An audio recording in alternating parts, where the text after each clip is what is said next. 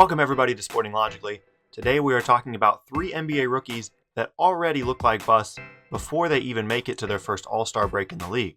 To qualify for this list, they will have had to have been drafted in the top 15 picks of the draft, because those are players that are expected to have fairly immediate impacts on their team. Also, injuries can't play a significant part in them being on the list, which is why you won't see Markelle Fultz here. Our first rookie is going to be Malik Monk.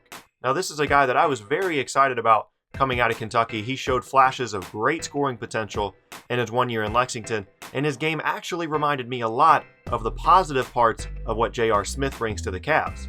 Despite a fairly good start to the season, Monk has found himself almost entirely out of the Hornets rotation now, and has been no stranger to the DNP coach's decision designation either. Monk's lack of strength and struggles as a defender at times were well known during the draft process, and are well accepted deficiencies of most NBA rookies. But his uncanny ability to make tough shots and his streaky scoring nature was supposed to be enough to cancel out his negatives at the next level.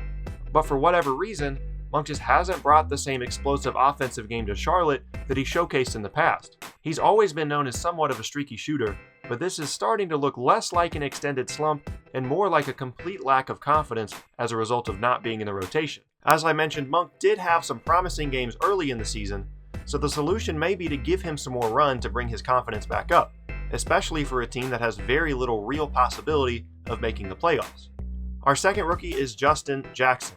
Now coming out of UNC, he was the only upperclassman and one of only 3 non-freshmen selected in the top 15 of this past year's draft. The reason he was selected so high despite his age is he was expected to be one of the most NBA-ready contributors in the draft. After 2 average seasons at UNC, Jackson exploded as a junior, adding an accurate 3-point shot to his already crafty scoring arsenal on his way to being named the ACC Player of the Year and winning the national championship. Although not known as an explosive athlete, he combined size, length, and off-ball shooting ability that made him seem like a good fit in the 3-and-D wing mold that so many NBA GMs now crave.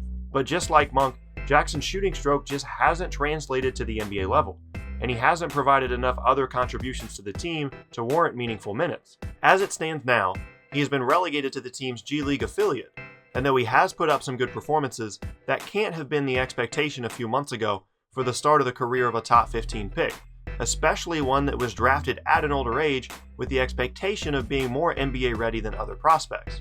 Just like with Monk, however, if he can regain the shooting ability he showed in college, then his value to the team increases tremendously.